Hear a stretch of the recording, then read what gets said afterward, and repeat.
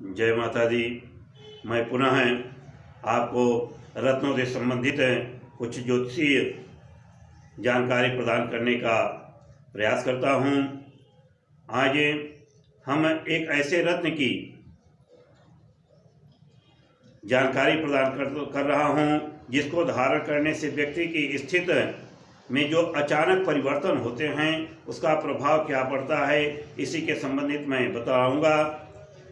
आज हम चर्चा कर रहे थे कि बुध का रत्न कौन सा है और उसको किस प्रकार से धारण करना चाहिए, वास्तविक रत्न की क्या पहचान होती है, उस रत्न के अभाव में उपरत्न कौन से हैं, इस रत्न के साथ कौन कौन से रत्न धारण नहीं करना चाहिए, इन सब आवश्यक जानकारी प्रदान करने का प्रयास करता हूँ। वीडियो देखें, लाइक करें, शेयर करें और सब्सक्राइब करें। जैसा कि हम नित्य की तरह कुछ नई जानकारी ज्योतिष से संबंधित प्रदान कर रहा हूँ, तो आ जाएं। हम बुध का वास्तविक रत्न कैसा होता है, वह उपरत्न कब धारण करना चाहिए, इसके बारे में बताऊंगा। जैसा कि हम जानते हैं कि बुध का रत्न पन्ना है।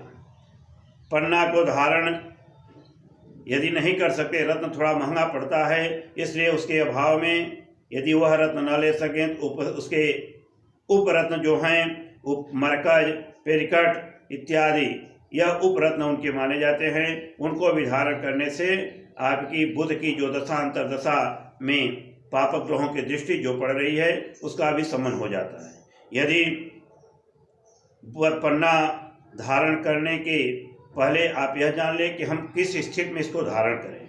जैसा कि हम जानते हैं कि यदि आप याददाश्त आपकी कमज़ोर हो रही हो, कोई ज़्यादा आप याद कर रहे हैं, बार बार स्मरण कर रहे हैं, तब भी स्मरण नहीं हो रहा है, तो उस समय उस स्थिति में इसको आप धारण कर सकते हैं और मन में एकाग्रता भी उत्पन्न होगी।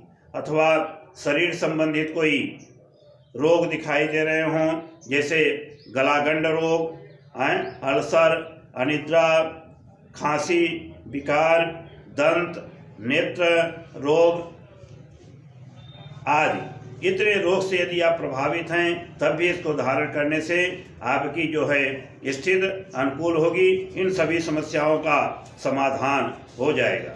जैसा कि हम जानते हैं कि पन्ना के साथ मोती और मूंगा कभी भी धारण न करें।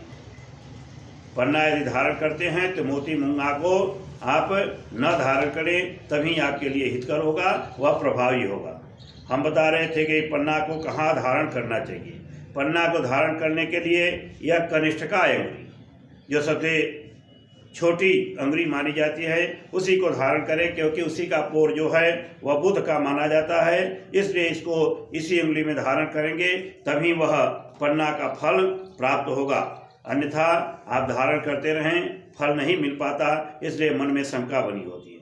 हम जानते हैं कि पन्ना को धारण करने का जो कन्या राशि का स्वामी बुध है, और थोड़ा सा संक्षेप में उसका मैं प्रभाव दिखलाने के लिए एक उपाय बता दे रहा हूँ। यदि संभव हो तो एक भोजपत्र ले लीजिए, उसमें 4 रेखा आप खींच लीजिए, 3 खाना होगा।